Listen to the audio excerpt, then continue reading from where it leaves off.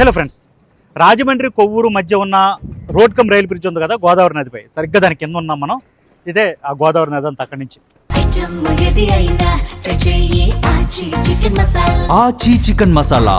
ఇప్పుడు మ్యాటర్ ఏంటంటే కేంద్ర ప్రభుత్వం ఇంకొక కొత్త బ్రిడ్జిని ఈ గోదావరి నదిపై నిర్మించడం కోసం కేబినెట్ పరంగా నిర్ణయం తీసుకుంది. దానితో పాటుగా నిడదవోలు నుంచి దువ్వాడ మధ్యలో ఆల్రెడీ ఉన్న 2 లైన్లకు తోడు 3వది 4వది లైన్లు నిర్మించడం కోసం నిర్ణయం తీసుకుంటూ 9,889 కోట్లు, అంటే అటు ఇటుగా 10,000 కోట్ల రూపాయలను శాంక్షన్ చేసింది. అందులోని ఈ బ్రిడ్జ్ కూడా ఉంటుందన్నమాట. ఎందుకు ఇంత ఇంపార్టెంట్ నిర్ణయం తీసుకున్నారు అంటే కనుక దీంట్లో చాలా అంశాలు ఉన్నాయి. ఒకటి, నిడదవోలు వరకు ఆల్రెడీ 2 లైన్లు ఉన్నాయి. అంటే 1-2 లైన్లు నిడదవోలు నుంచి ఏలూరు మీదుగా విజయవాడ వెళ్ళిపోతుంది. ఇంకొక 2 లైన్లు నిడదవోలు నుంచి భీమవరం మీదుగా విజయవాడ వెళ్ళిపోతుంది. సో ఆ రెండింటికి జంక్షన్ నిడదవోలు. అంటే విజయవాడ నుంచి ఏలూరు మీదుగా 2 లైన్లు వస్తాయి. ఆల్రెడీ విజయవాడ నుంచి భీమవరం మీదుగా 2 లైన్లు వస్తాయి. అవన్నీ కూడా నిడదవోలులో కలుస్తాయి. అందుకే నిడదవోలు జంక్షన్ బాగా ఫేమస్. నిడదవోలు నుంచి దువ్వాడ వరకు కూడా 2 లైన్లు నడుస్తూ ఉంటాయి. వాటికి తోడుగా ఇప్పుడు 3-4 లైన్లు నిర్మిస్తే విజయవాడ నుంచి మీకు దువ్వాడ వరకు కూడా మొత్తం 4 లైన్ల రైల్వే ట్రాక్ ఏర్పడిపోద్ది. అంటే దాంతో ట్రైన్ రవాణా చాలా ఈజీ అయిపోతుంది. సరుకు పరంగా కావచ్చు, ప్యాసింజర్ల పరంగా కావచ్చు.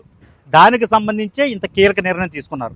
అంతేకాకుండా కీలకమైనటువంటి పోర్ట్లు, Visakhapatnam port, Gangavaram port, Machilipatnam port, మధ్యలో కాకినాడ పోర్టు, ఈ 4 కీలకమైన పోర్టుల్ని రైల్వే ట్రాక్తో అనుసంధానం చేయొచ్చు. అది వాళ్ళ అసలు ప్లాను. ఈ పోర్టుల అనుసంధానంతో పాటు దువ్వాడ, అనకాపల్లి ప్రాంతంలో చాలా సెజ్లు ఉన్నాయి. వాటితో పాటుగా ఈ ఫార్మాస్యూటికల్ కంపెనీలు ఉంటాయి కదా, మందులు తయారు చేసేవి, వాటి మ్యానుఫ్యాక్చరింగ్ యూనిట్స్ ఉన్నాయి. అక్కడి నుంచి వచ్చే ఉత్పత్తులను కూడా ట్రైన్తో రవాణా చేయొచ్చు ఈజీగా. వీటితో పాటు టెంపుల్ టూరిజం, రైల్వే మెయిన్ లైన్లోనే అన్నవరం ఉంటుంది, అక్కడ కాస్త దగ్గరలోనే ద్రాక్షారామం, అంతర్వేది ఇలాంటి ప్రాంతాలు కూడా ఉన్నాయి. వీటితో పాటు రైల్వే అధికారికంగా చెప్పకపోయినా సింహాచలం కూడా అక్కడికి దగ్గరలోనే ఉంటుంది. ఇలాంటి ముఖ్యమైన టెంపుల్స్ని రైల్వేతో అనుసంధానం చేయొచ్చు.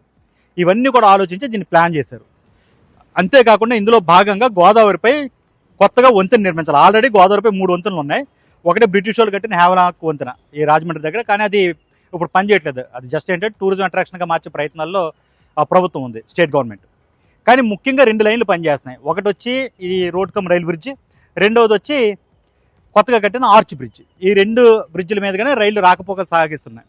ఈ మధ్యకాలంలో పుష్కరాలను దృష్టిలో పెట్టుకుని, అమృత్ భారత్ పథకాన్ని దృష్టిలో పెట్టుకుని అటు రాజమండ్రి రైల్వే స్టేషన్ చాలా డెవలప్ చేశారు, కొత్తగా ప్లాట్ఫామ్ కట్టారు. అలాగే ఇటు నిడదవోలుని కూడా చాలా డెవలప్ చేశారు, అక్కడ కూడా 4-5 ప్లాట్ఫామ్స్ వచ్చేసాయి. ఇప్పుడు ఇంత డెవలప్ అయింది, ఇన్ని లైన్లు వచ్చాయి, ఇన్ని ప్లాట్ఫామ్స్ వచ్చినా కూడా గోదావరి నది దగ్గరకు వచ్చేసరికి 2 లైన్లు ఉన్నాయి. రెండింటి మీద రాకపోకలు చేయాలి. ఇప్పుడు చాలా ట్రైన్స్ పెరిగిపోయాయి. ఒకప్పుడు పేరుకి కొన్ని, అంటే అన్ని ట్రైన్లు పేరు పెట్టి పిలిచేలాగా ఉండేవన్నమాట. గోదావరి ఎక్స్ప్రెస్ అని, గౌతమి ఎక్స్ప్రెస్ అని, సింహాద్రి, రత్నాచల్ ఇలాగా. ఇప్పుడు ఏమైందంటే ట్రైన్లు చాలా ఎక్కువ పెరిగిపోవడంతో పేర్లు పెట్టడం కూడా మానేశారు.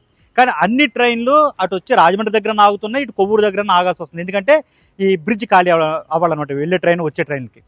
ఇప్పుడు కొత్తగా ఇంకొక బ్రిడ్జ్ కట్టినట్లయితే ఆ ట్రాఫిక్ సమస్య ఉండదు, టైం చాలా కలిసి వస్తుంది. అందుకనే ఈ కొత్త బ్రిడ్జ్ కట్టడానికి ప్లాన్ చేశారు. అయితే ఇది మొత్తం గోదావరి నది పైన 4.3 కిలోమీటర్ల పొడవు ఉంటుందట. ఈ వైడక్ట్కి వచ్చి 2.67 కిలోమీటర్లు ఉంటుంది. ఇది కాకుండా 3 చోట్ల బైపాస్లో వెళ్ళిపోద్ది ట్రైన్. అన్ని స్టేషన్లకు వెళ్ళే అవసరం లేకుండా ఈ కొత్త రైల్వే ట్రాక్లు నిర్మిస్తారు కొన్ని చోట్ల. సో ఓవరాల్గా ఏమవుద్దంటే ఇప్పుడు ఆల్రెడీ ఏదైతే నిడదవోలు నుంచి దువ్వాడ వరకు ఉన్న లైన్ ఏదైతే ఉందో దాంతో కంపేర్ చేస్తే ఒక 8 కిలోమీటర్లు తగ్గుతుంది. ఇప్పుడు కొత్తగా వచ్చే 3-4 రైల్వే లైన్ అంటే బైపాస్లో వెళ్ళిపోతాయి కదా, అందువల్ల ఆ దూరం అయితే కొంత తగ్గుద్ది. ఇది కూడా ఒక ప్లస్ పాయింట్గానే చెప్తున్నారు.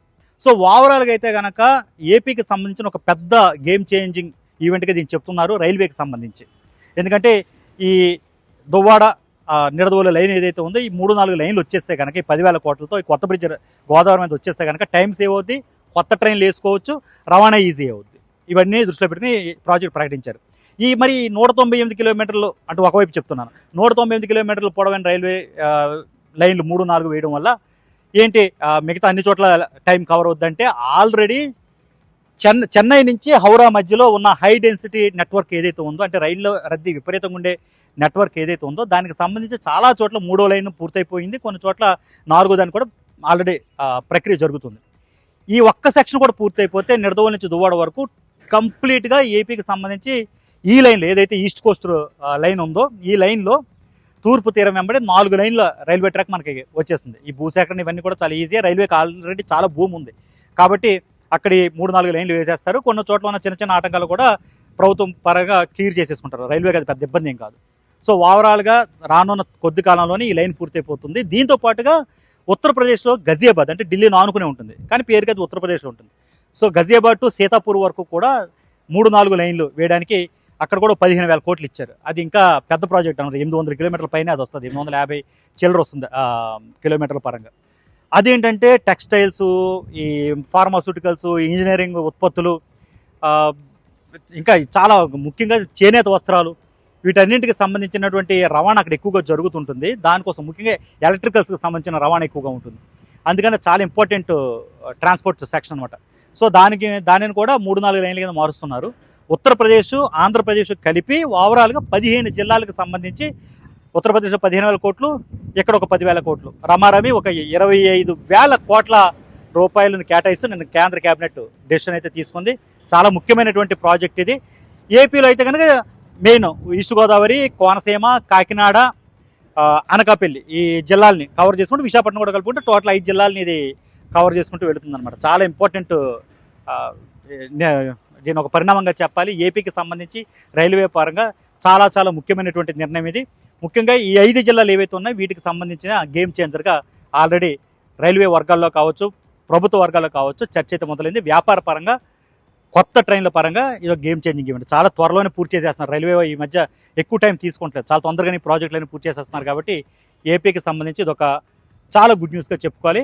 ముఖ్యంగా నిడదవోలు, దువ్వాడ మధ్యలో ఏదైతే ఉందో, అంటే యాక్చువల్ చెప్పడం ఏంటంటే రాజమండ్రి, విశాఖపట్నం లైన్ 3-4 లైన్ అని చెప్తున్నారు కానీ యాక్చువల్గా ఇది ఇన్ డెప్త్ వెళ్తే కనుక నిడదవోలు నుంచి దువ్వాడ వరకు ఈ లైన్లు అయితే వేస్తున్నారు. ఇది ఒక మంచి పరిణామంగా చెప్పుకోవాలి.